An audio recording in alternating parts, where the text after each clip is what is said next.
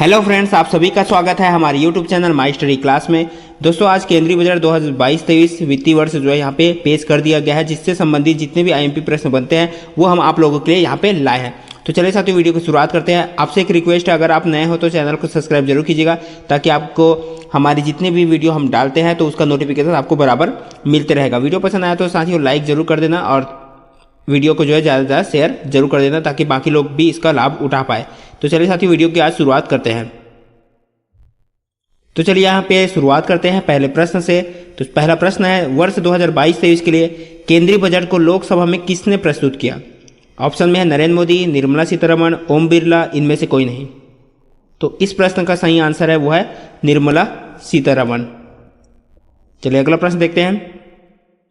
केंद्रीय बजट 2022 किस वित्तीय वर्ष के लिए पेश हुआ है? ऑप्शन में है 2022-23, 2021, 2023, 2023-24। तो इस प्रश्न का सही आंसर है वो है 2022-23। अगला प्रश्न है, केंद्रीय बजट संसद में कब पेश किया गया? 1 फरवरी 2022, 31 जनवरी 2022, 30 जनवरी 2022, इनमें से कोई नहीं। तो इस प्रश्न का सही आंसर है ऑप्शन ए, 1 फरवरी 2022। अगला प्रश्न है, केंद्रीय बजट 2022-23 में कितनी वंदे मातरम नई ट्रेनें अगले 3 सालों में तैयार की जाएगी? ऑप्शन में है 200, 250, 400 या इनमें से कोई नहीं। तो इस प्रश्न का सही आंसर है वो है 400। ठीक है साथियों, यहाँ पे आप ऑप्शन भी देखिएगा, ऑप्शन सी 400। अगला प्रश्न है, बजट 2022 में भारत की आर्थिक विकास दर कितनी फीसदी रहने का अनुमान है? ऑप्शन में है 9%, 9.27%, 8.5% या इनमें से कोई नहीं। दोस्तों, इस तरह के प्रश्न जो है अब सर बहुत ही आते हैं। ठीक है साथियों, तो ये आईएमपी प्रश्न है, तो इसको आप देख लीजिएगा अवश्य ही। तो इसका जो राइट आंसर है वो है ऑप्शन बी, 9.27%। अगला प्रश्न है, केंद्रीय बजट 2022-23 में नेशनल हाईवे की लंबाई कितने किलोमीटर तक बढ़ाई जाएगी? ऑप्शन में है 25,000 किलोमीटर, 24,000 किलोमीटर, 20,000 किलोमीटर या 30,000 किलोमीटर। तो इस प्रश्न का सही आंसर है ऑप्शन ए, 25,000 किलोमीटर।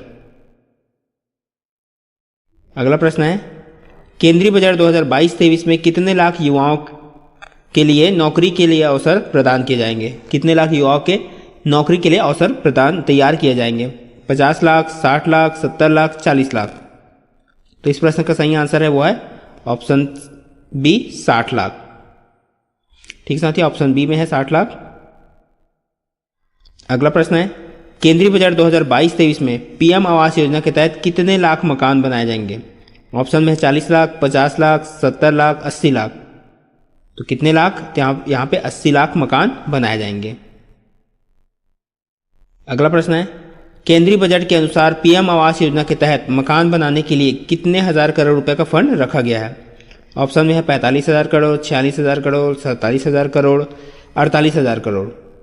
तो इस प्रश्न का सही आंसर है वो है ऑप्शन डी, 48,000 करोड़। अगला प्रश्न है, बजट 2022-23 में हर घर नल जल योजना से कितने करोड़ घरों को जोड़ा जाएगा?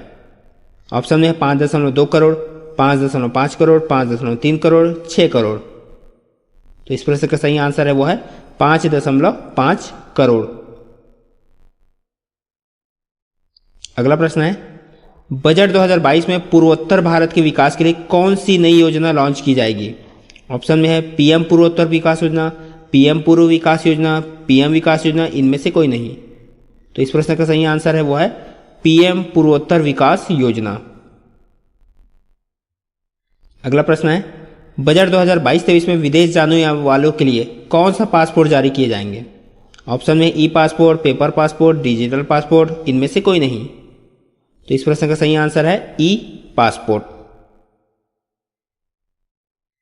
अगला प्रश्न है, बजट 2022 के अनुसार कितने किलोमीटर रेल नेटवर्क को स्वदेशी तकनीक कवच के तहत लाया जाएगा? 1,000 किलोमीटर, 2,000 किलोमीटर, 3,000 किलोमीटर, इनमें से कोई नहीं। तो इस प्रश्न का सही आंसर है 2,000 किलोमीटर। अगला प्रश्न है, बजट 2022 में टैक्स फाइलिंग में गलती सुधारने के लिए कितने वर्ष का मौका दिया जाएगा? ऑप्शन है 3 वर्ष, 1 वर्ष, 2 वर्ष, 4 वर्ष। तो इस प्रश्न का सही आंसर है 2 वर्ष। चलिए अगला प्रश्न देखते हैं। केंद्रीय बजट 2022-23 में केंद्रीय कर्मचारियों को नेशनल पेंशन स्कीम में योगदान पर कितने प्रतिशत तक टैक्स राहत मिलेगी? ऑप्शन में 14%, 13%, 10%, 15%। तो इस प्रश्न का सही आंसर हो जाएगा 14% तक राहत मिलेगा। अगला प्रश्न है, बजट 2022-23 में वित्त मंत्री ने कहा कि केंद्रीय बजट जो है अमृत काल के अगले कितने वर्षों का ब्लूप्रिंट है? दोस्तों इस प्रश्न को अच्छे से समझिएगा। बजट 2022-23 में वित्त मंत्री ने कहा कि केंद्रीय बजट अमृत काल के अगले कितने वर्षों का ब्लूप्रिंट है। तो कितने वर्षों का? ऑप्शन में 20 वर्षों, 25 वर्षों, 15 वर्षों या 16 वर्षों। तो इस प्रश्न का सही आंसर है वो है 25 वर्षों का ब्लूप्रिंट है। ठीक है साथियों, कब यहाँ पे बोला गया है?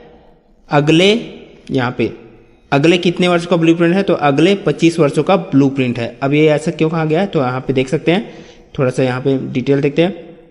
मोदी सरकार ने आज़ादी के 100 सालों को अमृत काल की संज्ञा दी है और वर्ष 1947 में मिली आज़ादी के अभी 75 वर्ष हुए हैं और 100 वर्ष पूरा होने में कितने वर्ष बाकी है? तो 25 वर्ष। तो अभी का जो बजट है उसको जो क्या बोला गया है, अगले 25 वर्ष का ये क्या है? ब्लूप्रिंट है। ठीक है साथियों, यहीं पे यहाँ पे बताना चाह रहे हैं।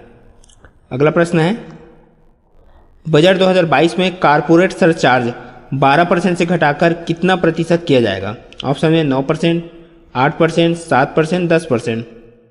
तो इस प्रश्न का सही आंसर है 7%। अगला है, बजट 2022 में आपातकालीन क्रेडिट लाइन गारंटी योजना में गारंटी कवर को कितना बढ़ाया जाएगा? 4 लाख करोड़, 5 लाख करोड़, 6 लाख करोड़, 7 लाख करोड़। तो इस प्रश्न का सही आंसर है वो है 5 लाख करोड़। अगला प्रश्न है, बजट 2022 में कितने करोड़ रुपए का जीएसटी संग्रह जनवरी तक मिला है?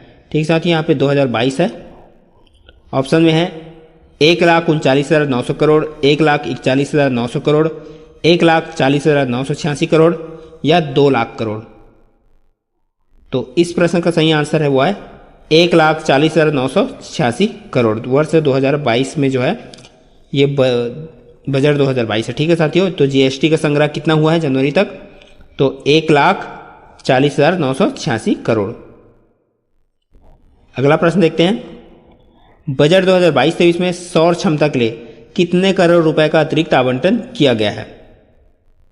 20,500 करोड़, 19,500 करोड़, 18,500 करोड़ या 19,000 करोड़। तो इस प्रश्न का सही आंसर है 19,500 करोड़। अगला प्रश्न है, वित्त वर्ष 2022-23 के लिए वित्तीय घाटे को कितना प्रतिशत तक रोकने का लक्ष्य है? ऑप्शन में है 6.24%, 6%, 6.1% या 7%। तो वित्तीय घाटे ये भी प्रश्न काफी आईएमपी है साथियों। तो इसका जो राइट आंसर है वो है 6.24% रोकने का जो है लक्ष्य है। अगला प्रश्न है, वित्त मंत्री ने अपने कार्यकाल का कौन सा बजट पेश किया है? ऑप्शन में है तीसरा, चौथा, पांचवा, छठवां। तो इसका जो राइट आंसर है वो है चौथा। अगला प्रश्न है, भारत के इतिहास में पहली बार पेपरलेस बजट कब पेश किया गया था? तो यहाँ पे जो है कब पेश किया गया था? 2021, 2019, 2020, 2022। तो इस प्रश्न का जो सही आंसर है वो है 2021 में। साथियों ये काफ़ी इंपॉर्टेंट लगा, इसलिए हम ये प्रश्न जो है आप लोगों के लिए लाए हैं। तो क्योंकि यहाँ पे पूछा गया है इतिहास में पहली बार पेपरलेस बजट जो है कब पेश किया गया था? 2021 में। ठीक है साथियों, ये भी आपको याद में रखना है, ये इंपॉर्टेंट जीके बनता है। अगला है, पहली पूर्णकालिक महिला वित्त मंत्री कौन है? इंदिरा गांधी, निर्मला सीतारमण, सोनिया गांधी, इनमें से कोई नहीं। तो यहाँ पे जो है पहली पूर्णकालिक बोला जा रहा है। ठीक है साथियों, क्या बोला जा रहा है? पहली पूर्णकालिक। तो इस प्रश्न का सही आंसर हो जाएगा वो है निर्मला सीतारमण। अगर यहाँ पे जो है अगर पूछ दिया जाता पहली अंशकालीन तो है इंदिरा गांधी आ जाएगा। ठीक है, लेकिन यहाँ पे क्या पूछा गया है? पहली पूर्णकालिक, तो निर्मला सीतारमण। चलिए अगला प्रश्न देखते हैं, संविधान में बजट शब्द की जगह क्या प्रयोग हुआ है? साथियों जो संविधान है उसमें जो है बजट शब्द प्रयोग नहीं हुआ है, वहाँ पे बजट की जगह कुछ और शब्द प्रयोग हुआ है। तो वो शब्द कौन सा है? ऑप्शन में है वार्षिक वित्तीय विवरण, एनुअल फाइनेंशियल स्टेटमेंट, दोनों या इनमें से कोई नहीं। तो इस प्रश्न का सही आंसर हो जाएगा वो है दोनों। ठीक है साथियों, ये भी प्रयोग हुआ है वार्षिक वित्तीय विवरण, या इसी को जो है ये हिंदी में हो गया और ये इंग्लिश में हो गया। ठीक है साथियों, दोनों में कोई डिफरेंस नहीं है, ये हिंदी में है और ये इंग्लिश में है, तो दोनों प्रयोग हुआ है। ऑप्शन सी इसका राइट आंसर हो जाएगा। वार्षिक वित्तीय विवरण, उसी को इंग्लिश में क्या बोलते हैं? Annual financial statement. तो संविधान में बजट शब्द की जगह क्या प्रयोग हुआ है? ये प्रयोग हुआ है। ठीक है साथियों, तो ये था हमारा जो है 25 जो है बजट से इंपॉर्टेंट प्रश्न। ठीक है साथियों, इससे संबंधित और भी प्रश्न बनते हैं तो हम आपके लिए जो है जरूर लाएंगे। तो आज के वीडियो को देखने के लिए बहुत बहुत धन्यवाद साथियों। वीडियो को जो है वीडियो पसंद आया तो लाइक जरूर कर देना और चैनल को हमारे सब्सक्राइब जरूर कर देना। मिलते हैं इसी तरह और अगले वीडियो के साथ।